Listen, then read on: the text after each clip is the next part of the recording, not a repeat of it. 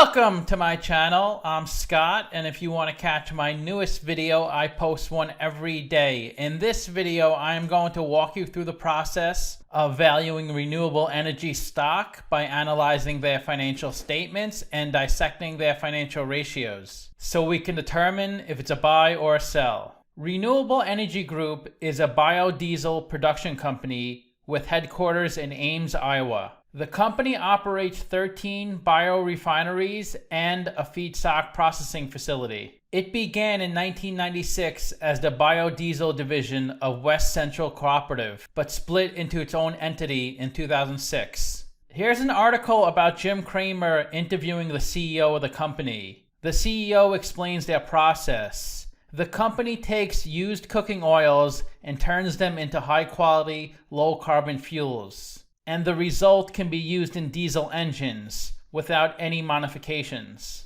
Biodiesel emits 85% less carbon than conventional diesel fuels, and it is even cleaner than electric vehicles. Let's get started with the model. This is a mid-cap company, 4.3 billion market cap. They're trading at $109 a share, and they have 39 million shares outstanding.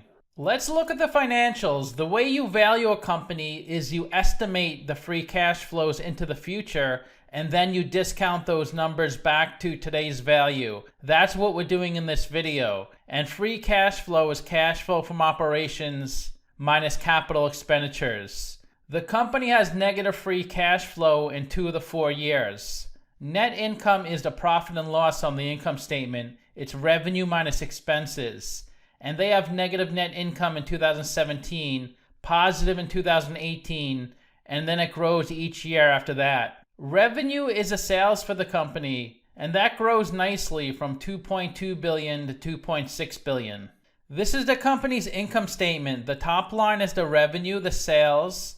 Below that is their cost of revenue. Cost of labor is part of cost of revenue. The difference between those two numbers is their gross profit, and their gross profit has been growing each year. Below that is their operating expenses. Examples of operating expenses are insurance and depreciation. Below that is their operating income. Their operating income improves a lot each year.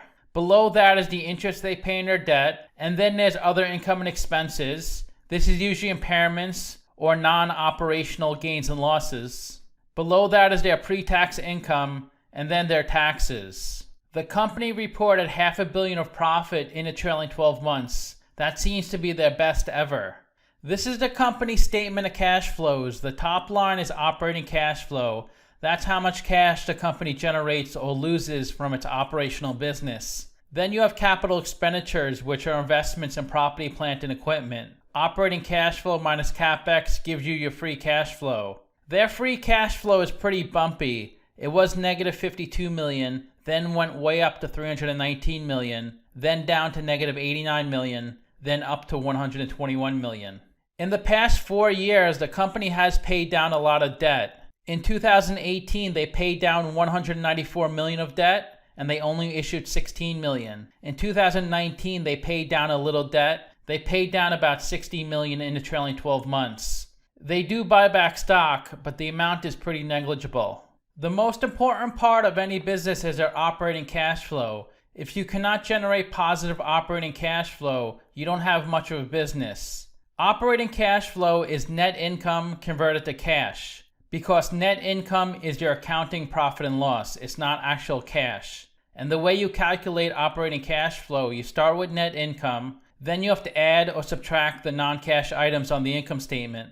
We have to add back 36 million of depreciation. That's a non-cash expense that brings down your net income, but it doesn't affect cash flow.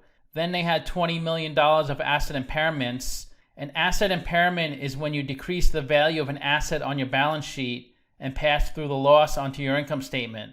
The reason the company had negative operating cash flow in 2019 was the changes in working capital, negative $500 million. You can see the company had negative 786 million in changes in receivables. That's when you sell a product or service on credit, but you don't receive cash. That's a cash negative for the period you sold the product. When the customer does pay for the product or service, then it will be a cash inflow. So right now they're out of cash. So they sold almost $800 million on credit in 2019. That's why they had negative operating cash flow. Let's look at their capital structure. 1.1 billion of equity, 200 million of debt. So they're 83% equity, 17% debt. And their WACC is 10%, and that's a discount rate we're going to apply to the future cash flows. We estimated 4 years of future free cash flows. We also estimated a terminal value, which is all cash flows past year 4, that's 3.2 billion. We discounted those numbers back to today using the weighted average cost of capital. We get a value of the company of $2.8 billion. We divide that by 39 million shares. And we get a calculated stock price of $71. They're trading at 109. They're trading at a 54% premium. It's a sell according to the model.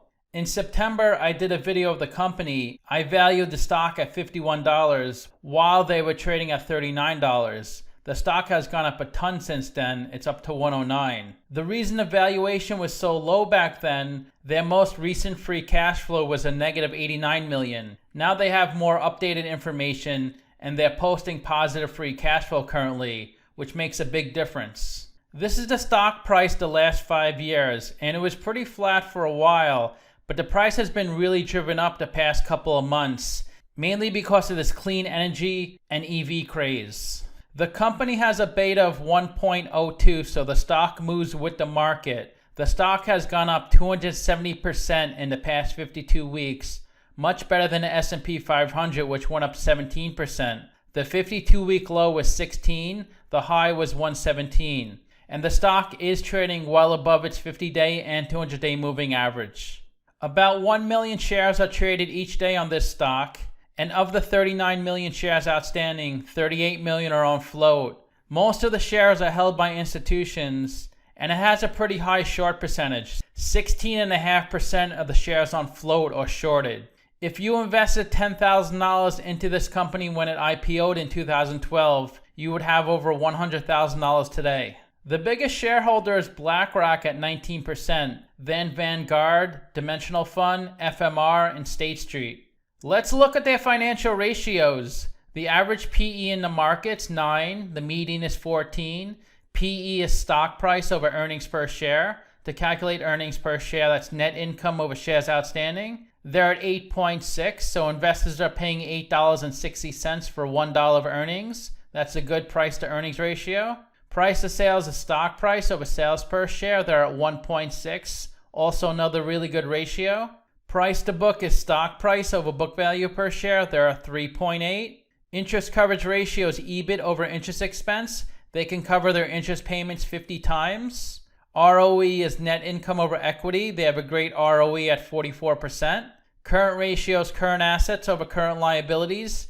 They can cover their current liabilities almost 2 times. And their current assets are 50 million of cash, 860 million of receivables, and 160 million of inventory. So you can see selling on credit really ties up cash. Sometimes you have to sell on credit, but it's so much better to get paid in cash or to have tighter credit terms.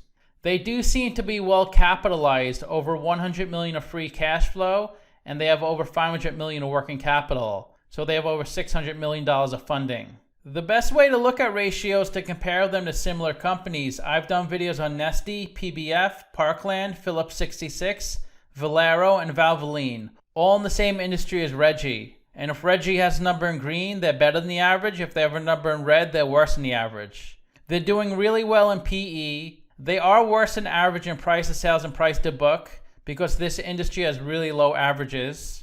They're doing well in current ratio. They have the best ROE. They're one of the lowest in debt, but they're a small company, 4.3 billion market cap. The average is 18 billion. To summarize, I have them trading at a 54% premium. This stock is really hot right now. I definitely think the stock is overvalued. I rank their free cash flows 4 out of 10 because they're up and down. I rank their revenue 7 out of 10 because it's growing each year, although it didn't grow much in the trailing 12 months. And I rank their ratios 8 out of 10. They have really good ratios. So let me know what you think. Give this video a like, subscribe, or comment below. Also, if you'd like to get a custom valuation or just support the channel, you can become a member by clicking on the link in the description below. Thanks for watching.